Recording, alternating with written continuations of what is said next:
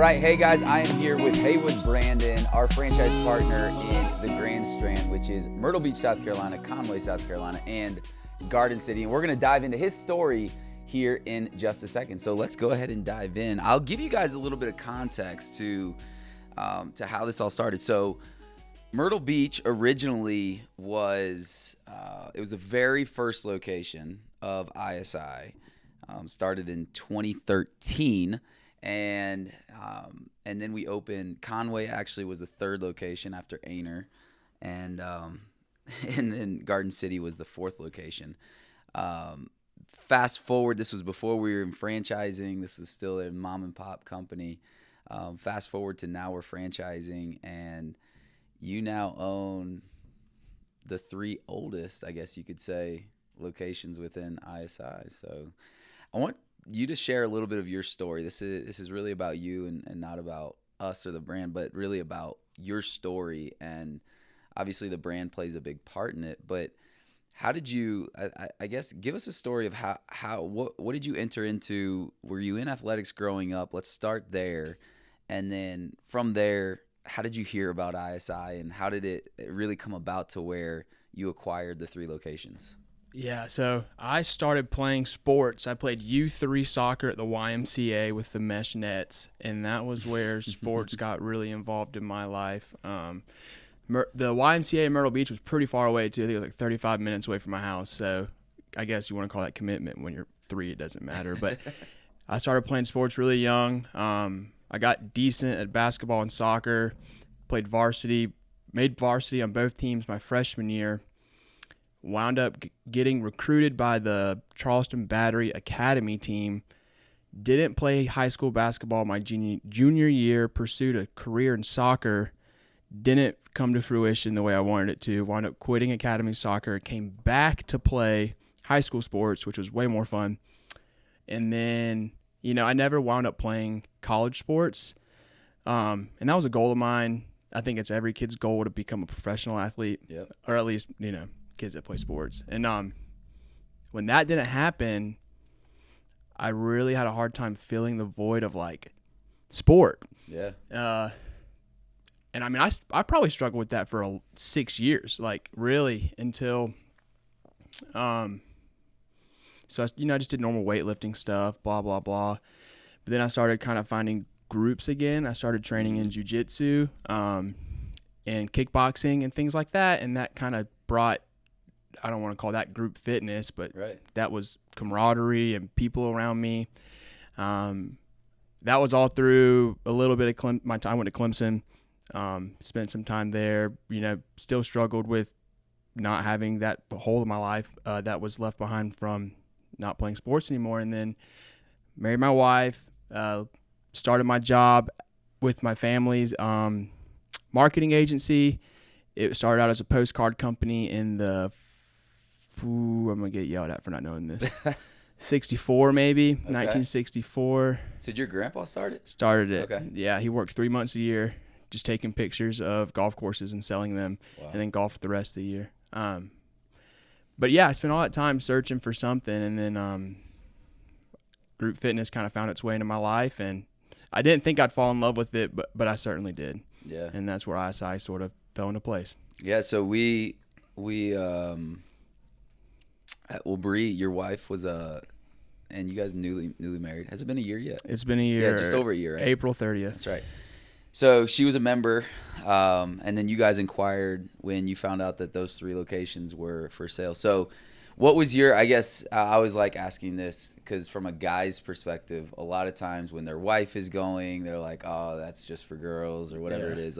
Was that your perspective? And then how did that transpire into saying man, I actually could see myself being a part of this and kind of acting on that? It was absolutely my perspective. I think I didn't understand group fitness. I'd seen Hulu ads and, pre-roll of just not, cardio based things. And I like to drop weights and make a little bit of noise. And I would not be a good Planet Fitness. I don't know if I can say that, but I would not be a good Planet Fitness member at all. And then I went with Bree, and I was so skeptical, but all she did was talk about how great it was. She loved the people, the coaches, and she was going at 6:15 a.m., which was crazy early, like in my opinion, for like working out. And so I went with her one time, and I pretty much fell in love immediately. It was Flex Friday. Nice. So that was a great day to start. And yeah, I think from there I kept going back. I didn't start out as like a regular recurring auto pay member. It was more of I did a package deal. What would you say? So now that you've been in there about 90 days, right? A couple things. Number one, what have you enjoyed the most about that? But then also kind of parlaying with like, what is your guys' vision? You know, your Myrtle Beach is one of the highest membership bases in the entire brand, the oldest location. I still think has a lot of opportunity. Conway, Garden City, same thing. Even since taking over, I think you guys are up 40 or 50 members in Garden City. Yep. So I'm curious, your first 90 days, kind of give us a recap of what you've enjoyed and then also your vision. I think getting to know the people has been my favorite part. Both the members and the team has been great. That's definitely what I was most nervous about, is building those relationships with people.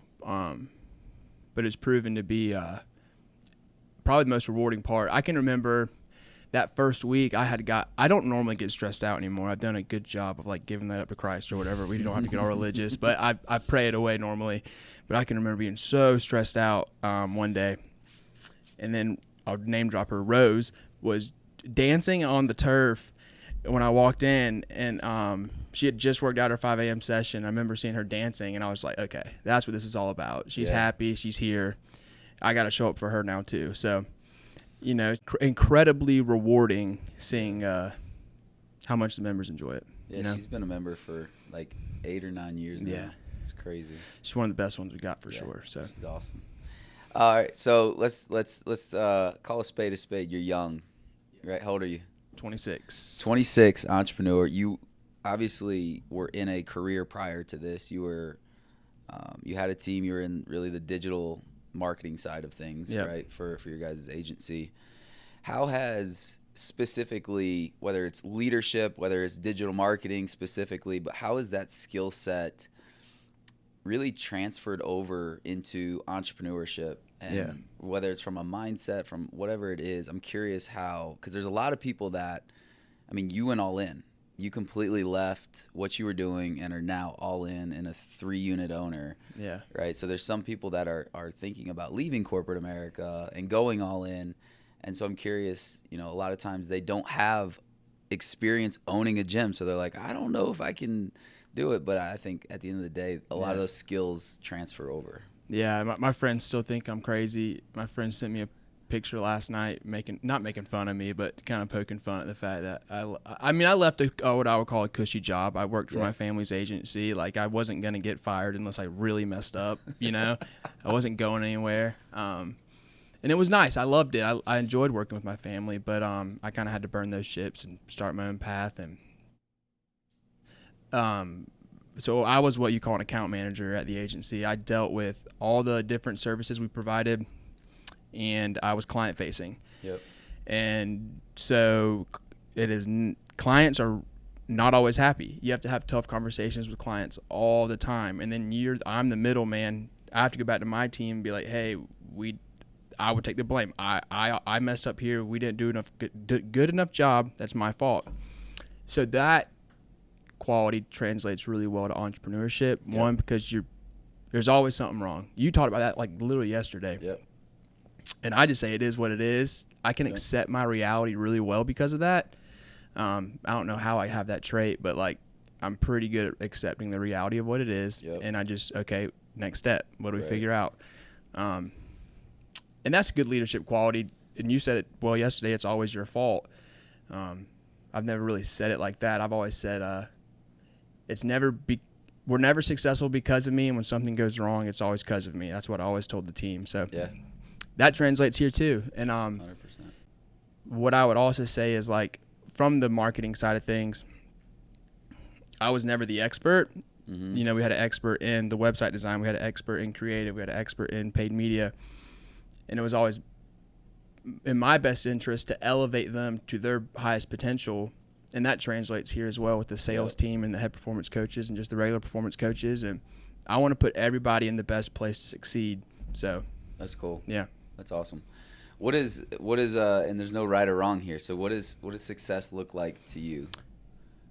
Like you could look at it as in life, right? And or I mean specifically, I'd love to hear that, but I'd also love to hear what it looks like within ISI and the 3 locations that you have. Okay.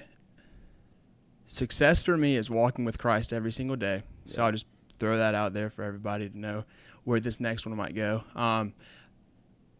Success for me is, obviously we want to make money. Yeah. Like, obviously, that's a no-brainer. So we could probably throw that one out. But I think success for me is for those 50 minutes that those members are in there every day, I want those to be the best 50 minutes of their day. I want it to be 50 minutes where the stress is off their back, they're smiling, they're high-fiving, someone calls them by name. You can work for years at a job and your higher-ups don't know your name. Yeah. Yep. Like, that's crazy. They don't get called by their name. Yep. And so I think just giving somebody the best 15 minutes of their day. I love that. So, yeah. Simple, easy. And it's simple. It's not easy. And you got to do it through leadership. Yep. Right? And that's so I'm curious, how do you take what success looks like to you, and how are you working to train? Obviously the first 90 days you're drinking from a fire hose, learning everything, right? But how do you over the long term take that vision and that meaning of this is what success looks like and inspire and motivate the team and hold them accountable to them embodying that as something that they own as well? Yeah, I think I'm learning. I learned some of that today, like at least the structure behind it. But these first 90 days or however long it's been exactly, I'm not totally sure, 75 maybe 75, or something. July, was it May 1st? May 1st. Yeah. I'm really just trying to build that relationship with them. Yep. I don't want them to think I'm lazy or not someone they can rely on. Yep. I want them to see me mopping the floors. I installed the pull-up bars in Conway. I like all these things. I want them to know I'm bought in and present with them. So that's really been goal number 1. That's cool. These first few months, yeah. That's awesome. Cool. So here at ISI, we have our 5 core values. We got bring the energy, do the right thing, embrace change, we rise as one, we earn our results. Which one of those specifically do you resonate with the most, and why? Embrace change. I think there's a test you take and it tells you like Enneagram? We'll call it that. But it said my number 1 trait was adaptability. Okay. I don't know what the test is called, but I've always been good at that. Like I said earlier, I can accept my reality. Yeah.